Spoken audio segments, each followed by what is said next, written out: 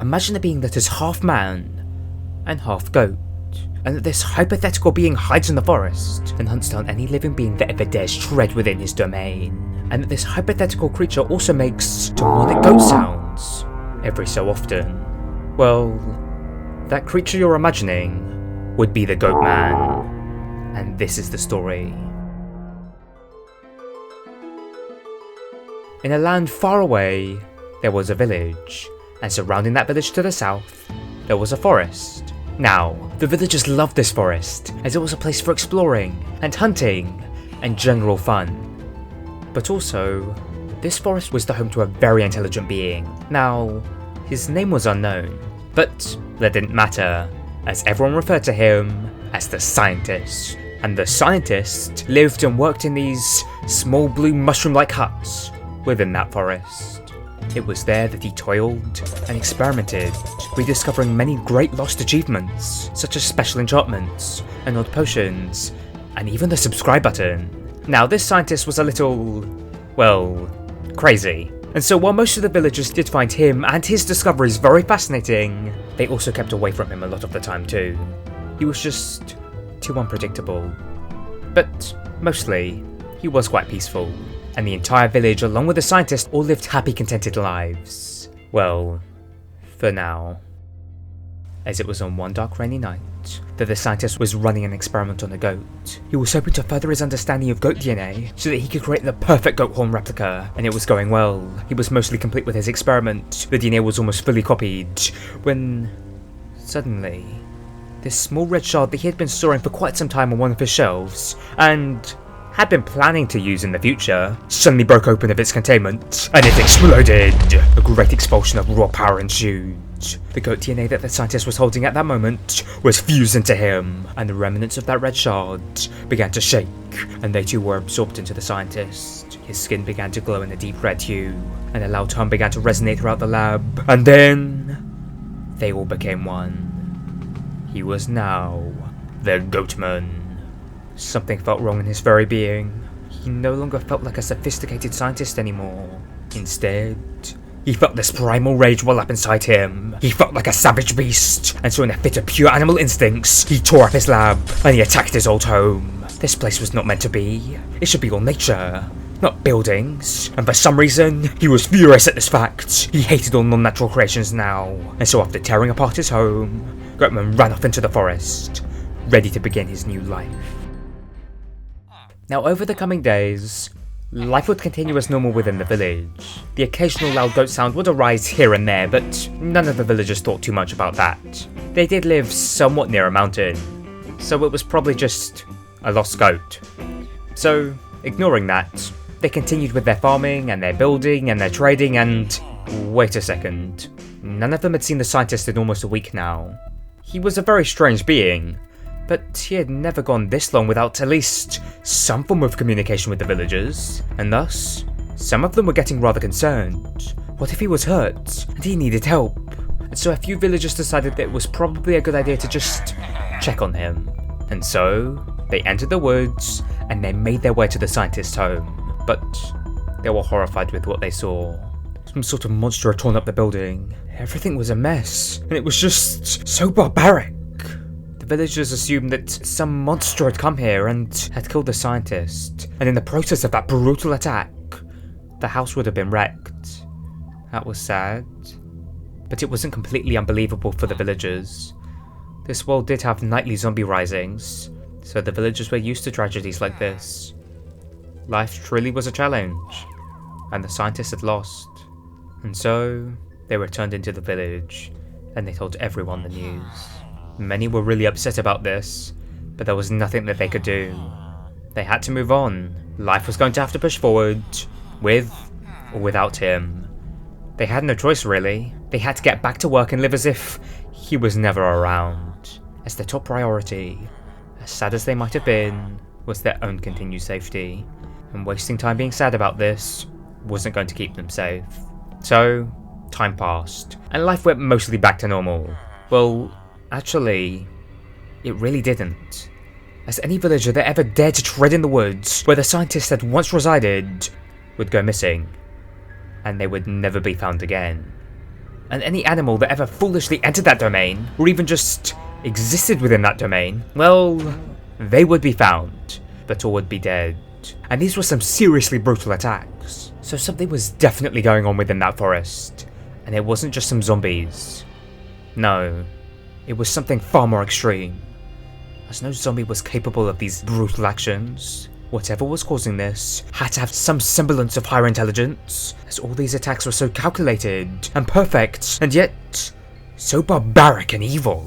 And so the villagers were forced to make a decision. They couldn't allow any others back into that forest. It was too dangerous. They didn't want to risk any further harm. And thus the forest was boarded up, and everyone was told to stay away from it, and to never enter its domain under any circumstances. No one would ever return to that forest. And for a while, this proved to be a success, as the village was safe. And so all the villagers went back to their happy lives, doing whatever it is they wanted to do on a day-by-day basis. And there were no more abnormal casualties after that decision was put in place. Well, not for the first few weeks at least, as eventually their cats just began to die, and their livestock also began to die. But these deaths once again were not from natural causes. No, they were killed by something. It was so clearly an act of unfiltered rage and aggression, and they were calculated attacks. But worse than all that, all of these attacks seemed to mirror that of the missing animals from the woods. And so in the villagers' minds, whatever had killed the scientist, and had caused all those villagers to go missing, and had killed all the animals within the forest, well, it was all one being. And it was here now, haunting them. Also, the villagers were certain that they often heard demonic goat noises, especially during the night. And so they were all on edge. They had no idea what was going on, or why this mysterious entity was causing all this. And many didn't even want to know. They just wanted safety. They hated all this unknown. They wanted this to end. But sadly, that would not happen. As over the next few days, the demonic goat bleats grew increasingly frequent, and many more animals were found dead. Soon, even some villagers were found dead on the streets. Things were only getting worse, and there were some serious talks about abandoning the village, until one day, when all of these events just stopped. There were no more mysterious deaths, and the demonic goat noises stopped. The village was peaceful again. Many villagers thought that this was only temporary, a fake lure of safety, and that very soon, whatever the demon was that was causing all this was going to strike from the shadows when they all least expected it. But that never happened. The village was truly at peace now, and that continued indefinitely. Now, the villagers had no idea why this happened, but they were just grateful to have their peace back. And so life for the villagers went back to normal, indefinitely, and they were all very happy. Now there did exist one being who understood why the shift occurred, and that was the very being whose primal force was raging terror upon the land. It was the Goatman. Now, why did he stop? Well, his animal instincts had lured him away from the village, as he was drawn to something far more delicious than that of the village or the forest. And so he gave in to the allure of this scent, and he left that forest to go find it. Now it was very, very far away, and so the Goatman had to travel across rivers, and over mountains, and under valleys, and pressing that subscribe button, all while hiding within the shadows, as he needed to remain hidden from view of those villagers. And after a few weeks, he would arrive at the source of that scent. It was this strange golden platform. Goatman bleated out in joy. This was it. This was the scent, and his animal side loved it, and so he leapt closer. However, as soon as he landed on the golden platform, he felt disgusted.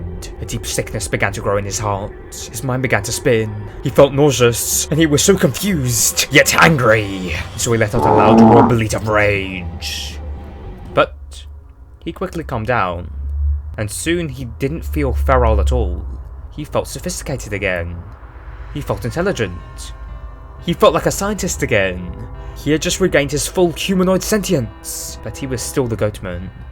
He couldn't quite remember what had happened to him, or why he was here, or how this happened.